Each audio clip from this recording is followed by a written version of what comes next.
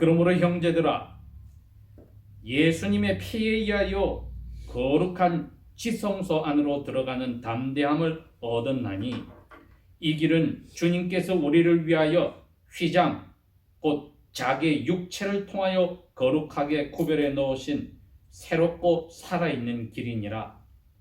또 하나님의 집을 다스리는 대제사장이 계시니 우리가 마음에 뿌림을 받아 악한 양심으로부터 벗어났고 우리의 몸이 깨끗한 물로 씻겼나니 믿음의 충만한 확신 가운데서 진실한 마음으로 가까이 나아가자.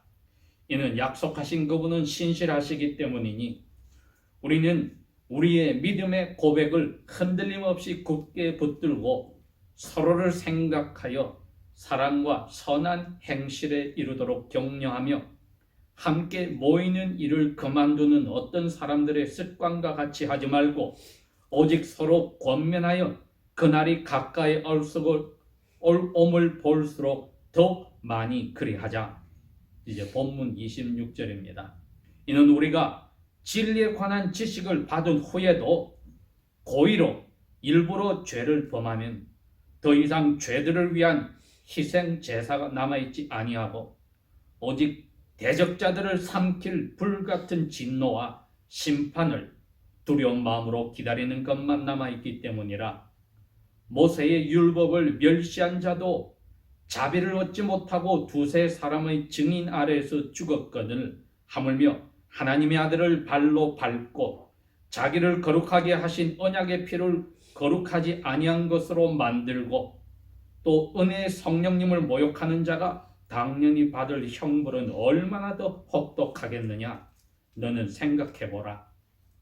이는 원수 갚는 일은 내게 있으니 내가 갚으리라고 야훼께서 말하노라 하시고 또다시 야훼께서 자기의 백성을 심판하리라 말씀하신 그분을 우리가 알기 때문이니 이것은 살아계신 하나님의 손 안으로 빠지는 것은 두려운 일이로다.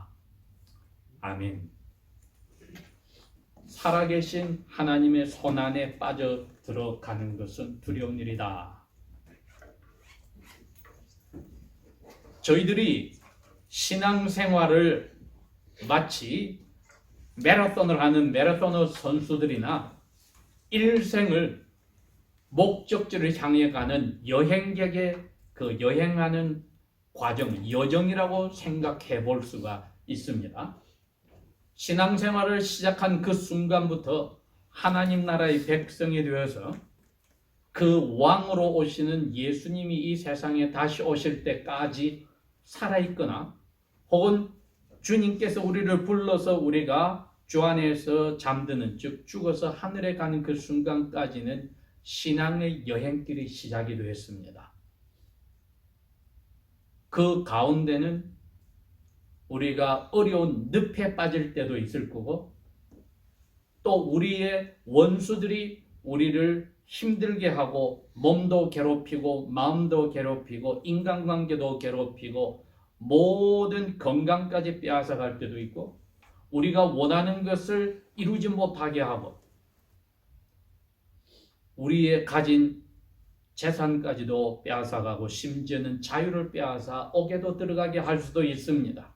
이게 여행길에 있는 것이니 성경은 이야기합니다. 우리에게 이런 일이 일어날 때 마치 이상한 일이 우리에게 생긴 것처럼 생각하지 마라.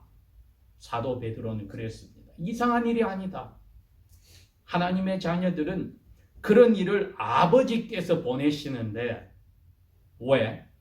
그래서 우리가 믿음의 그 개성이 뚜렷하게 인내하여서 자신만의 예수를 닮아가는 그 캐릭터, 인격을, 믿음의 인격을 만들어 가기 위해서다. 그렇게 했습니다. 그래서 아버지 하나님은 우리가 예수를 믿어서 기쁜 그 순간에 죽여버리지 않았습니다. 그 순간에 죽어버리면 죄 용서받고 그냥 깨끗하게 하늘 가면 얼마나 좋겠습니까마는 그건 예외입니다.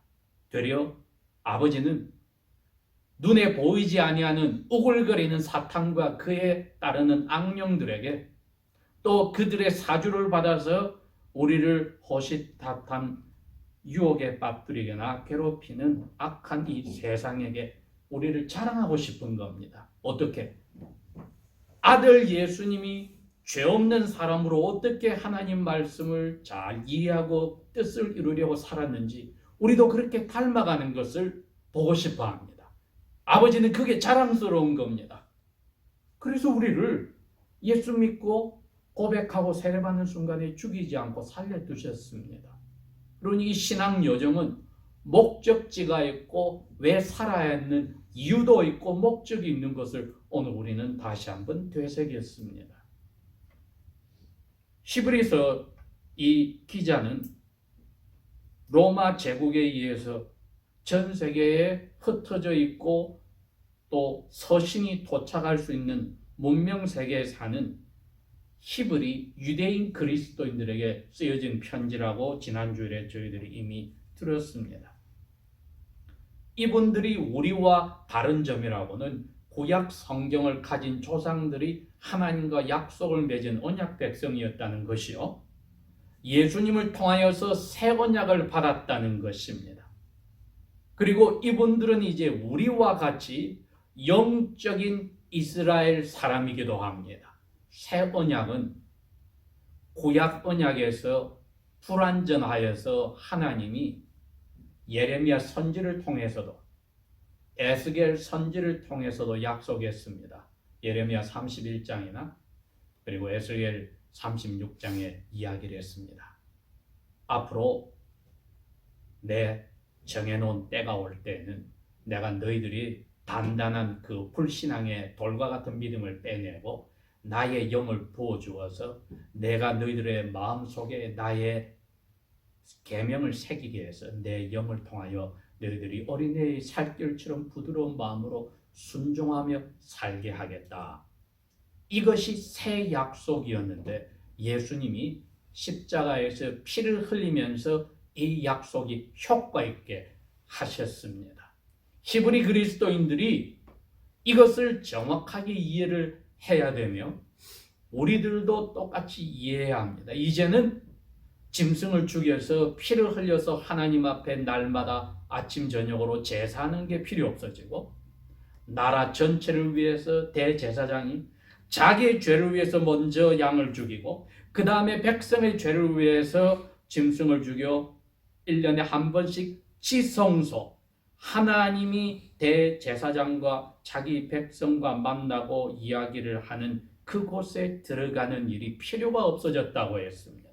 여기 10장에 가면은 그것을 여러 번 이야기합니다. 10절에도 그 이야기를 하시고 12절에도 그 이야기를 하시고 18절에도 이야기를 하셔서 대제사장 예수가 하나님 앞에 자기 몸을 한번 바치면서 자기 백성들의 죄를 영원히 용서받아서 다시 죄를 위해서 제사를 드릴 필요가 없어졌다고 했습니다. 그게 같은 유대인들이라도 기독교인 유대인들과 비기독교 유대인들의 차이였습니다. 우리는 영적으로 유대인으로서 똑같은 이해를 합니다. 예수 이름으로 우리의 모든 죄가 태어나서 죽을 때까지 혹은 예수님이 올 때까지 살아있으면 그 모든 죄가 이미 한 번에 예수님을 하나님이 죽여서 피를 받아서 용서해 주어서 우리는 다시 희생 제사를 할 이유도 없고 예수님의 피를 다시 가져올 수도 없다. 이게 새 언약입니다, 여러분. 새 언약은 우리에게 하나님이 무조건 죄를 용서한다는 자비가 얼마나 크시다는 것을 우리에게 오늘 보여주었습니다. 그리고 그 중심에는 우리 대신에 아버지 앞에 자기를 희생 제물로 바친 대제사장 예수님이 계신 것입니다. 우리가 신앙생활을 할 때에 항상 기억해야 되지만은 감히 두려워서 우리가 잘 생각하지 않는 부분이 있는데 오늘은 예수님을 소개해 놓고 우리에게 이 예수님의 피 때문에 죄 용서 받은 자리에서 떨어져 나가는 그러한 불상사가 생길 수 있음을 기억하라고 했습니다.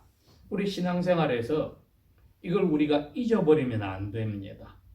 특별히 오늘 여기에 26절에 하나님의 뜻을 알고 말씀을 통하여 지식을 가지고서도 일부러 죄를 지으면은 더 이상 죄 용서받을 게 없다. 일부러 죄를 지어버렸으면은 이제는 I'm sorry, 회개합니다. 하나님이 들어주지 않는다. 왜? 예수님의 피로 한 번 모든 것을 용서해 주었는데 다시 그 예수님을 발에 밟은 것과 같이 거룩함을 더럽게 만드는 죄를 지었을 때는 용서가 없다는 무시무시한 이야기를 했습니다. 이것을 원어에서는 이렇게 표현했습니다. 떨어졌다. 그게 한자로는 배교라고 했습니다. 하나님의 얼굴을 보고 거기에 우리가 엎드려 예배하는 게 아니라 하나님께 등을 돌렸다는 뜻입니다. 배, 등, 배자를 써서 등을 돌렸다. 배반했다는 뜻입니다.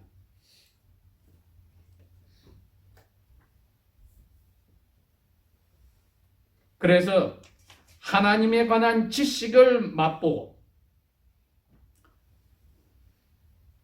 예수 그리스도를 하나님의 아들을 발 아래 밟아버린 것 같이 등을 돌리면은 그것은 은혜를 주신 성령님을 또 욕보게 하는 것이기 되기 때문에 이 사람을 위해서는 다시금 회개하고 용서받을 길이 없다.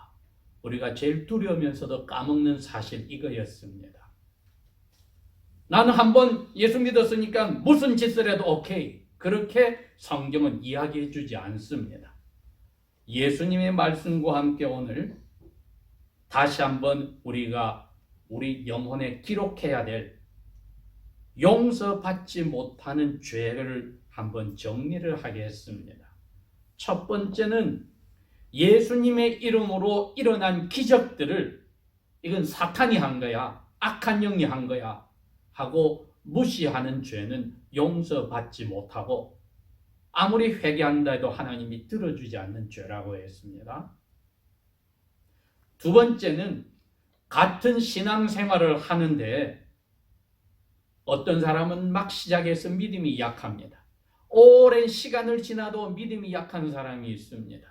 어떤 사람은 금방 신앙이 자라서 믿음이 성숙하고 강한 사람이 있습니다.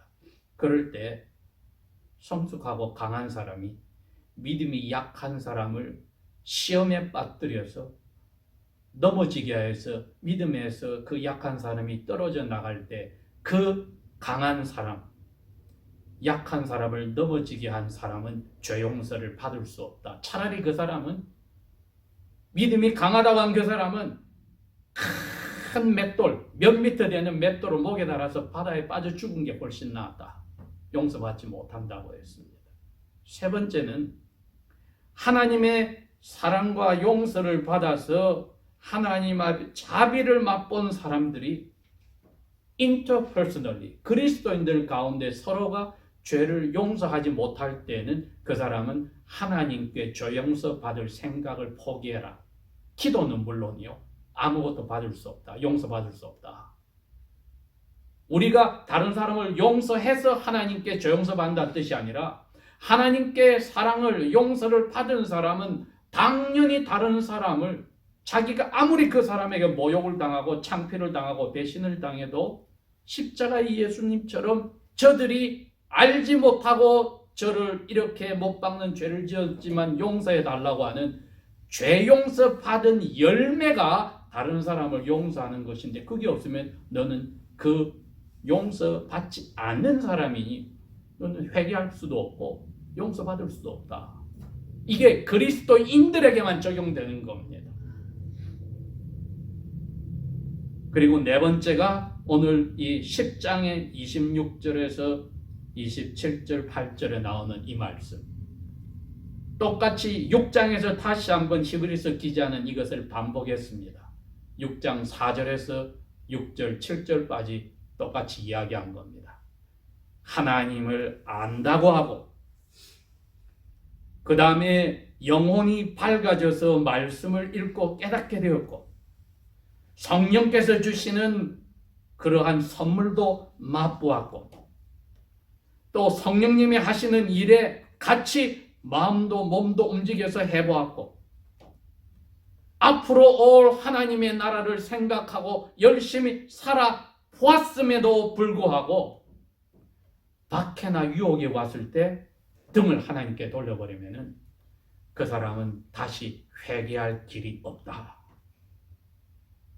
가롯인 유다가 그랬습니다.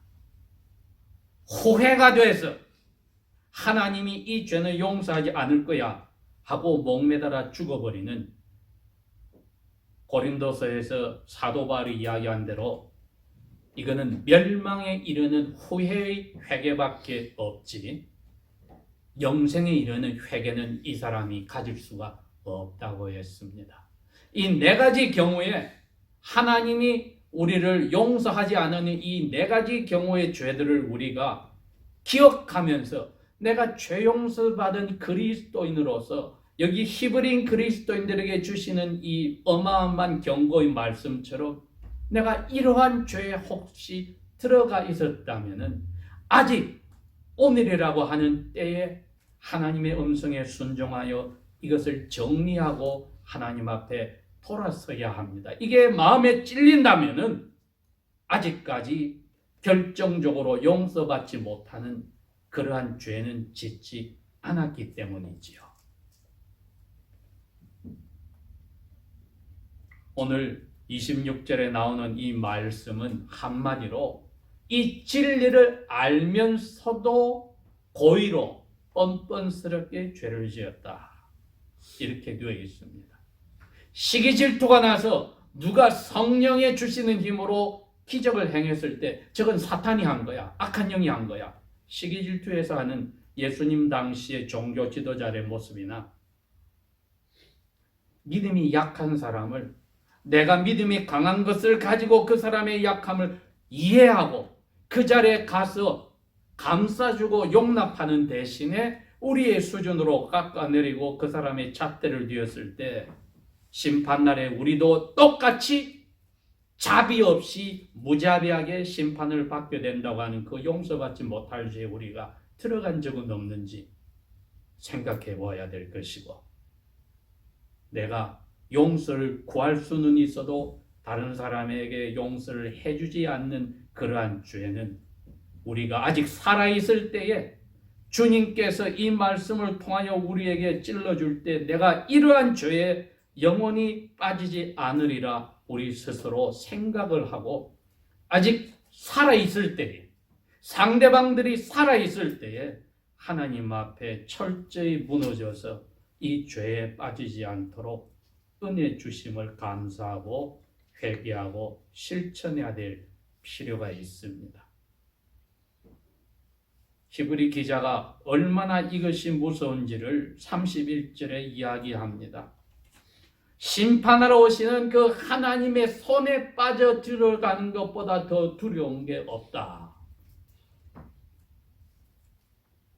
그날이 지금 가까이 오고 있기 때문에 불처럼 활활 타는 하나님의 그 무서운 진노가 날마다 다가오고 있는데 우리가 이처럼 정확하게 알면서도 어떻게 이 죄를 지을 수가 있겠느냐? 용서받는 죄를 지었어도 구약시대에는 그 사람의 죄를 두세 사람이 인정하면은 돌에 맞아 죽기도 하였는데, 하나님의 지식을 깨닫고 성령을 맛보고 앞으로 올 날을 기다리면서 일부러 이 예수님을 깔아뭉개는 등을 돌리는 죄를 지어버리면은 그 사람 무서운 심판을 기다리는 것 외에 죄 용서의 길은, 회개의 길은 막혔다. 오히려 그 사람에게는 하나님이 내 원수들이란 말을 하신다. 기자가 신명기 32장을 인용해서 35절, 36절 말을 인용해서 그 이야기를 합니다. 내 원수들이라고 이야기를 하십니다. 하나님이.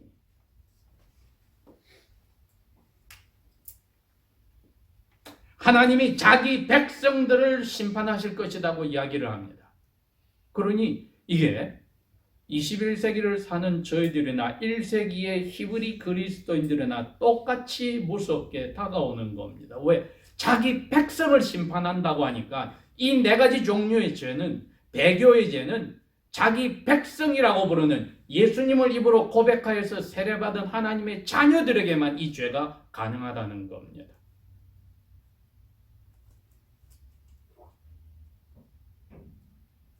예수님께서는 마태복음에 목자의 메시아의 길을 들어가셔서 아주 긴 설교를 하셔서 5장에서 7절까지 적어 놓으셨는데 그 설교의 마지막에 그럽니다. 너희들이 내 말을 듣고 행하지 않는 사람은 나쁜 뿌리를 가진 나쁜 나무로서 나쁜 열매를 맺는 거야. 나무라고 해서 하나님의 자녀라고 하는 이름을 가졌는데 나쁜 열매를 맺기 때문에 심판날에 내나 너희들을 만났을 때 너희들이 그럴 거야. 내가 주님의 이름으로 악한 영도 쫓아내고 죽은 사람도 살리고 제가 하나님의 이름으로 은사가 넘쳐서 모든 병들도 낫게 하는 그러한 기적도 행하였습니다. 했을 때 예수님이 원수라고 생각하기 때문에 나를 떠나라 너희 악한 자들아, 내가 너희를 도무지 알지 못하나라고 이야기를 하신다고 했습니다. 그래서 오늘 이 말씀은 6장에서 되풀이되는 말씀과 같이 비가 땅에 내려져서 땅으로 하여금 열매를 수확하게 하는데 하나님의 은혜를 우리 영혼에 받았다면은 회개해서 참된 열매가 맺혀야 되는데 이 네 가지 경우의 배교의 사람들은 열매가 없다. 유혹이 오거나 박해가 생겼을 때 등을 돌려버린다. 그러니 예수님이 경고한 예수님의 제자가 될 때에는 전쟁 나가기 전에 왕처럼 전쟁 비용을 계산해 보아서 자기 목숨까지 바쳐야 된다고 하는데 계산하지 않고 자기가 더 중요하다고 생각해서 등을 들려버릴 때에는 자기 중요함이 자기의 재산이 될 수가 있고 자기의 자존심이 될 수가 있고 자기의 인간관계와 사랑하는 사람이 될 수가 있고 자기 건강이 될 수가 있고 그 무엇이든지 그것이 초점이 되어서 예수님께서 이러한 용서받지 못한 죄에 빠지지 말라는 경고를 버젓이 우리가 그 길로 갈 때는 돌아설 길이 없다고 하는 경고. 히브리 기자는 성경 66권 전체에서 어디에서도 말하지 않고 영적 이스라엘 그리스도인 저희들에게도 똑같이 1세기와 같이 지난 20세기 동안 경고하고 있습니다. 이 죄 빠지지 말아라. 6장에서도 경고하시고 10장에서도 경고하셔서 저희들을 사랑하시는 아버지의 사랑의 음성으로 오늘도 이야기하십니다. 이것을 알면서도 뻔뻔스럽게 너의 자존심과 고집으로 그 죄의 길에 머물지 말아라. 기도하겠습니다.